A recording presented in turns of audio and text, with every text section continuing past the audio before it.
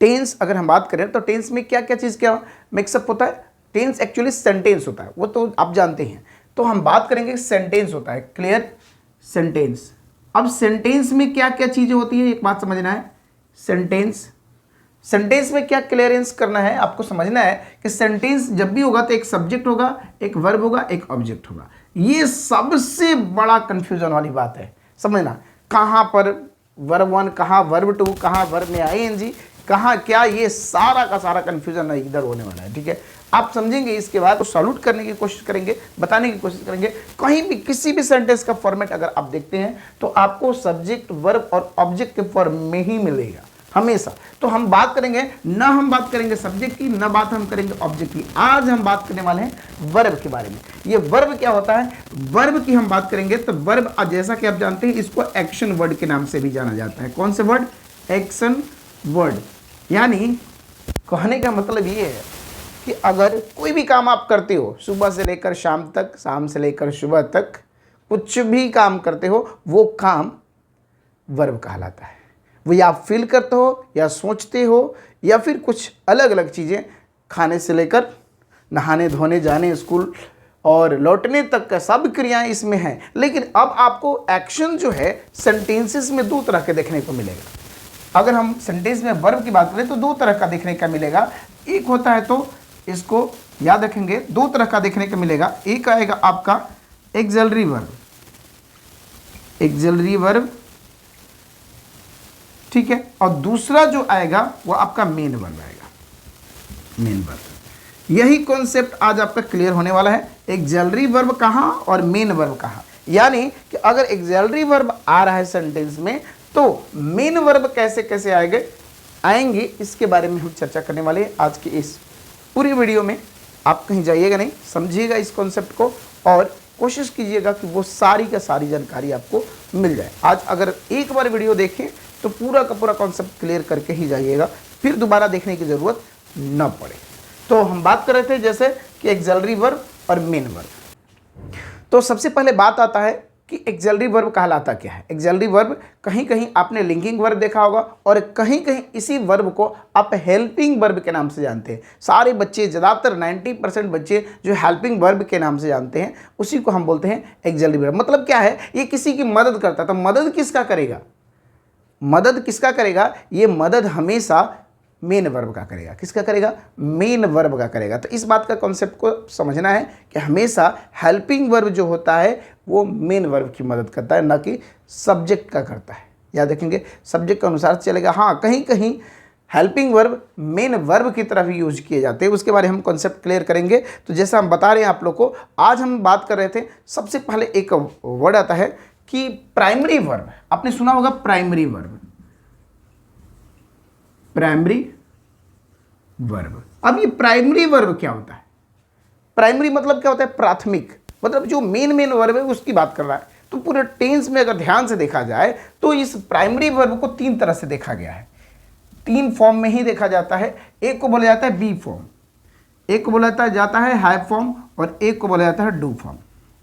यानी अगर ध्यान से देखें तो कहीं किसी भी सेंटेंस में आप जाएंगे तो ज़्यादातर एक को फ्यूचर को छोड़ दें, फ्यूचर टेंस को छोड़ दें, बाकी प्रेजेंट और पास्ट में जो भी चार हैं, प्रेजेंट इंडेफिनिट की बात करें, पास्ट इंडेफिनिट की बात करें, या फिर कंटिन्यूअस की बात करें दोनों में, या फिर परफेक्ट की बात करेंगे, तो ये परफेक्ट कब कंटिन्यूअस, कब क्या चीज़, ये चीज़ बात करेंगे। तो सबसे पहले हम बात करेंगे कि बी फॉर्म क्या होता है, प्राइमरी फॉर्म क्या होता है। ये वर्ब वो होते हैं जो टेंस में यूज़ किए जाते हैं उनके अनुसार से, ताकि अपने जो वॉइसेस होंगे, जो एक्टिव होगा, जो पैसिव होगा, उन सब में भी ये चीज़ का ज़रूरत पड़ता है। इसके बिना आपको कहीं भी चैन मिलने वाला नहीं। बोलते हैं ना, तेरे बिना चैन कहाँ रे। तो आज ये रियल बता रहे हैं, तेरे बिना चैन कहाँ रे, तो मतलब इसके बिना कहीं भी चैन नहीं होने वाला है।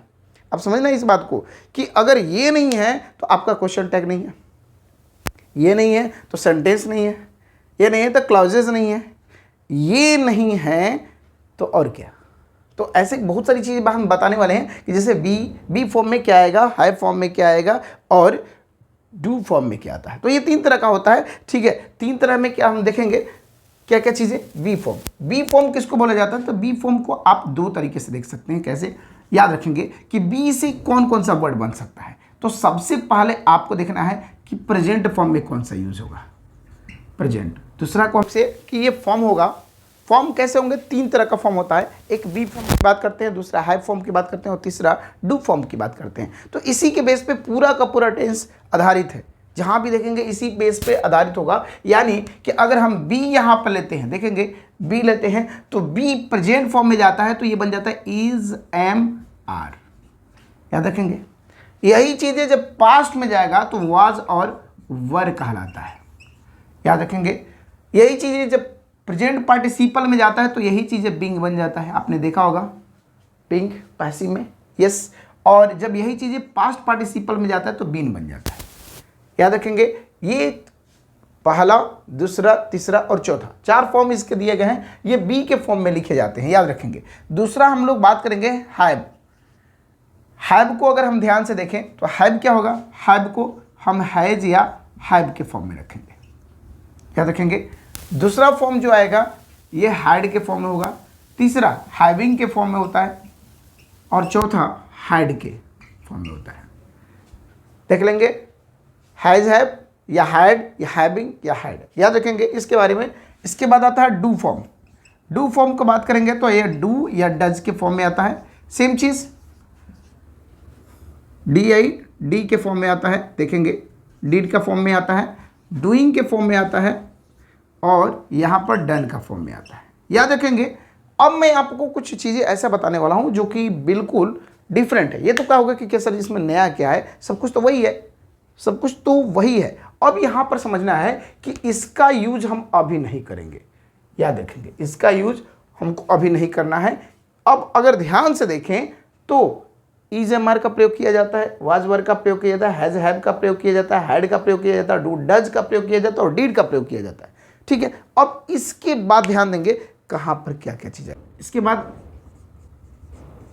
आने वाला जो वर्ड होगा वो वर्ड क्या होगा, याद रखेंगे। इसके बाद जब भी वर्ड आए या वर्ब आए तो वो क्या आ सकता है, इसके बारे में समझना।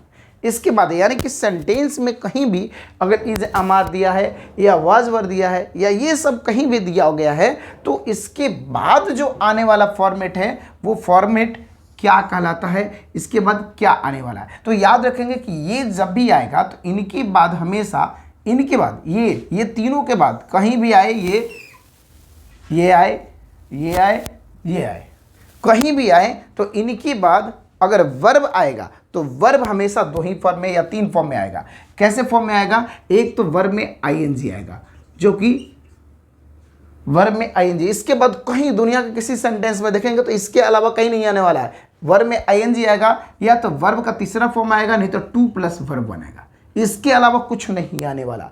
अगर वर्ब जब भी आएगा तो इसी फॉर्म में आएगा, दूसरा फॉर्म में नहीं आएगा, नहीं आएगा, नहीं आएगा, याद रखेंगे आप लोग, यही चीज आने वाला है। इसके बाद ये जब आता है, दूसरी की हम बात करते हैं कि इनके बाद वर्ब जब भी आएगा, अभी हम सेंटेंसेस देखेंगे, कुछ सेंटेंसेस समझेंगे और बनाएंगे, ठीक है। अब देखिए अगर हैज हैव हैड आता है तो इनके बाद हमेशा याद रखेंगे कि V3 का प्रयोग करेंगे और नहीं तो 2 + वर्ब 1 का प्रयोग करेंगे, याद रखेंगे 2 + वर्ब 1 का प्रयोग करेंगे, याद रखेंगे। तीसरा पॉइंट आता है डू डज डीड। इसके बाद जब भी वर्ब आएगा तो हमेशा वर्ब 1 आएगा और कुछ नहीं आएगा कहीं भी। अब सेंटेंस हम लेते हैं, एक दो एग्जांपल में लेते हैं। जैसे एग्जांपल में मैंने लिया कि आई एम डैश वेजिटेबल्स। अब हमने ऑप्शन दिया ABCD और हमने कहा इसमें भरिए जी, तो हमने बोला कट भरो, कटिंग भरो, कट्स भरो, याद रखेंगे, और या तो फिर NO, नॉन ऑफ दिस। अब आपके पास ऑप्शन है, अब आपको इसके लिए कोई ज़्यादा मेहनत करने की ज़रूरत नहीं है, सिर्फ और सिर्फ सामने फॉर्मेट फ्लो का चार्ट जो रखा हुआ है उसको देखेंगे और समझेंगे और बनाएंगे। तो आप यहाँ से चुपचाप एम वाले फॉर्मेट में जाइए, एम वाले फॉर्मेट में, इसमें से जग गया, इसमें से कोई भी वर्ड आएगा तो इसके बाद क्या आएगा, या तो वर्ब में ING आएगा, देखेंगे वर्ब में ING है, वर्ब 3 आएगा तो वर्ब 3 नहीं है, कहीं कहीं ये इसको मैं एस कर देता हूँ, कभी कभी कन्फ्यूजन हो जाता है कि क्योंकि कट कट कट तीनों फॉर्मेट एक ही होता है, ठीक है। तो यहाँ पे देखेंगे कट, याद रखेंगे कटेड कर देते हैं, नहीं तो ये कट तो होगा नहीं, कटेड होगा नहीं, ठीक है। एक सेकेंड होल्ड डाउन, ठीक है, कट, याद रखेंगे कट, कटिंग, तो ये यहाँ पर देखेंगे ये भी, ये भी, ये भी। तो अब देखो यहाँ पर या तो वर्ब 3 आएगा, नहीं तो वर्ब 1 नहीं तो 2+1। तो 2+1 तो है ही नहीं, 2+1 है ही नहीं, तो एक खत्म, ACS वाला फंडा खत्म। देखिए कटिंग, कटिंग है क्या, वर्ब में ING, यस, इसके बाद ING है, तो हम चुपचाप आंख बंद करके आंसर दे देंगे। एक बात समझना है, यहाँ पर बहुत ज़रूरी जो बातें मैं बताने वाला हूँ आपको, वो बातें ये हैं कि कभी भी सेंटेंस का अर्थ लगाने की कोशिश ना करो। आपसे वो मीनिंग नहीं पूछता है, कभी भी सेंटेंस आपसे मीनिंग नहीं पूछता है। क्या पूछता है कि इसका फॉर्मेट कैसा है, ये कैसे सेंटेंस बनाए गए हैं। इसके इज एम आर के बाद ING आया है, तो आपको पता होना चाहिए कि इज एम आर के बाद ING आया है। क्लियर, याद रखेंगे। तो ये हो गया हमारा पहला पॉइंट। दूसरा पॉइंट अगर हम बात करें, दूसरा एग्जाम्पल, अब दूसरा पॉइंट हम लेते हैं हैज़ हैव। अब हैज़ हैव के बाद हमेशा देखेंगे, जैसे सी हैज़ डैश अस, ABCD। अब हमने बोला कॉल, कॉल्स, कॉलिंग या टू कॉल। आपके पास ऑप्शन है, आप देखिए, बताइए कौन सा ऑप्शन होगा यहाँ से, जल्दी से फटाक से। तो यहाँ पर देखेंगे कि इसके बाद जब भी आएगा तो या तो V3 आएगा, नहीं तो 2+V1 आएगा। तो यहाँ देखिए V1 है, 1 है, ING है, तो ये तो खत्म हो गया सारा। अब ऑप्शन क्या बचा, कॉल, टू कॉल। देखिए बहुत आसान आसान सेंटेंसेस होता है, बस आपको समझने की ज़रूरत होती है कि कैसे कैसे सेंटेंस में क्या क्या चीज़ें आएंगी। ठीक है, इसी बेस पे हम आप लोग से थोड़ा सा टेस्ट भी लेंगे।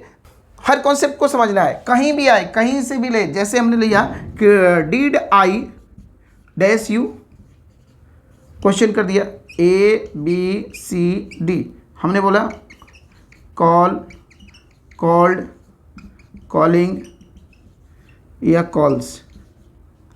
याद रखेंगे। अब यहां पर देखेंगे डिड आई डैश यू। अब आप क्या करेंगे, इस वाले सेंटेंस में आपको क्या करना है, डीड देखना है, डीड देखना है। याद रखेंगे डू डज डिड कहीं भी सेंटेंस में आएगा, अगर ये दिया गया, अगर हेल्पिंग वर्ब के रूप में यूज़ किया गया है तो हमेशा वर्ब 1 आएगा। तो कहीं देखेंगे इसमें, देखिए वर्ब 1 पहले में ही दिया है तो वर्ब 1 है। बाकी दूसरा देखेंगे तो कॉल्ड है, V2 है, ये है ही नहीं। कॉलिंग आता ही नहीं है, देखो आता है क्या, ING नहीं आता है। तो फिर कॉल्स, ये भी नहीं आता है। हमेशा वर्ब 1, यानी कि वर्ब 1 में एस और ES का प्रयोग नहीं करना है जब ये चीज़ दिया होगा तब। याद रखेंगे। तो ऐसी ही मज़ेदार कॉन्सेप्ट के लिए हमारे साथ बने रहिएगा। आप लोग को बहुत सारे पॉइंट हम बताने वाले हैं, बहुत सारी जानकारी लेकर आए हैं। और एक और बात, जाते जाते मैं एक बात कहना चाहूँगा आप लोग से कि मैं जल्द ही आप लोग के लिए क्लासेस शुरू कर रहा हूँ, लाइव क्लासेस। उस लाइव क्लासेस में ज़्यादा से ज़्यादा ज्वाइन कीजिए और कोशिश कीजिए कि आप जितना भी कॉन्सेप्ट है इंग्लिश का वो सारा समझें, जिसमें मैं आप लोग को A to Z सब कुछ समझाने वाला हूं। जो भी ग्रामर पोर्शंस में आते हैं, जो भी चीज़ें पोर्शन में आएगा, यानी तो ज़रूरी अनाउंसमेंट के बारे में मैं बात कर रहा था आप लोग से कि कुछ चीज़ें ऐसे आने वाला है जो आपके कॉन्सेप्ट को क्लियर करेगा। यानी कि पार्ट्स ऑफ स्पीच पढ़ाया जाएगा, पूरे A to Z जैसा भी कंसेप्ट है, जैसा भी आपका बेसिक 0 है या थोड़ा सा एडवांस है, हर लेवल का कोशिश किया जाएगा यहाँ पर टच करने की। और वो भी मुफ्त में आपको क्लास मिलने वाली है इंग्लिश की। बिल्कुल घर बैठे सीखते रहिए। बस एक काम करना है, आपको शेयर करना है दोस्तों में और कमेंट करना है, और हो सके तो सब्सक्राइब जरूर करिएगा।